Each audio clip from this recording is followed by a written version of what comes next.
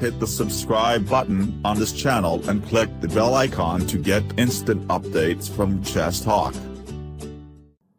Hello chess friends and welcome to Chess Talk.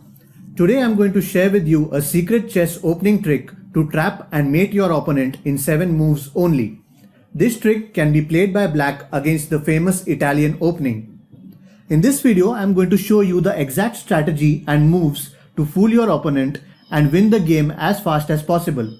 I am also going to show you the solution to the puzzle I had asked in my previous video along with your comments and correct answers. Plus there is another interesting puzzle for you all. Let's see if you can solve that. So stay tuned till the end, and while watching this video, if you have any questions, feel free to post them in the comment section below. I'll be happy to answer and help you out.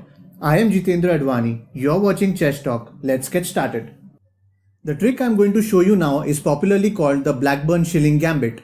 This is the Italian game, so we start with the king's pawn opening. White plays pawn e4, then black plays pawn e5, then knight f3, knight c6 and bishop c4.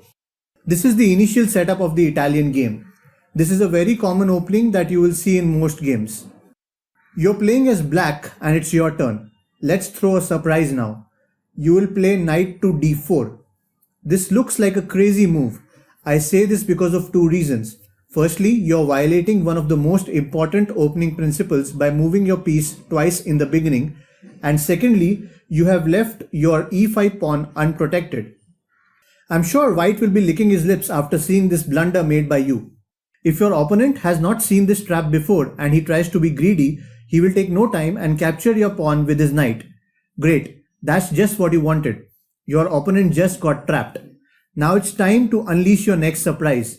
You bring out your queen to g5, double attacking this knight and the pawn on g2.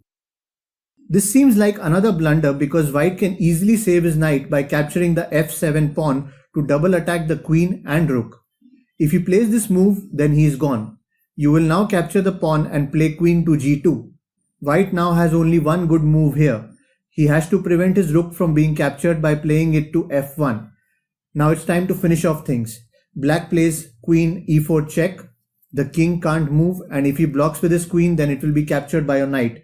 So the only move left for white is to block with his bishop. And now comes the killer move. Can you spot it? Yes. Black plays knight to f3 and says thank you very much because that's a beautiful checkmate. Amazing, isn't it? Now let me just go back and show you another common variation that you might see. Let's say in this position white, instead of saving his rook, captures your rook with his knight. Then from here you can take the rook with your queen and give check. The king can't move, so the only move white can play is to block with his bishop. Now your queen captures the pawn on e4 and gives check. White cannot block with his queen because of your knight, so again he will have to block with his bishop. Now knight f3 won't be checkmate because he can move his king. So instead you bring out your bishop to c5. Now no matter what move white plays, you can easily checkmate in the next 3 moves. Say for example white plays pawn to d3, then you will play knight f3 check. White has only one move, that is king f1. Now you will play the killer move queen h4. I call this killer because you're threatening mate in 2 ways.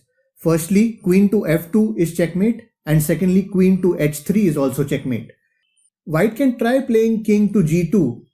But then after queen f2, if white plays king h1, then queen h2 is mate, and if he plays king h3, then pawn d6 makes it checkmate by the bishop. That's awesome, right? So that's how this gambit works. Now the most important question. How do you save yourself from this trap? Well, the best way to counter this is to play the correct move here, right in this position. When black plays knight to d4, I would suggest white should castle. This makes it a real good position for white because his king is now safe, his piece development is better, and plus he has better control of the center. So that's how white should play.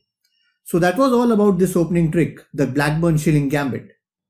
Now quickly let me just show you the solution to my last video's puzzle. I had asked you to find the best move for black in this position. Well, the best move is rook to h1. Many of you got it right. Correct answers with perfect explanations are on screen. I will be posting your names on my Facebook page as well. Do check it out and like our page for more such chess puzzles. So coming back to the game now. After this, white will have to capture the rook.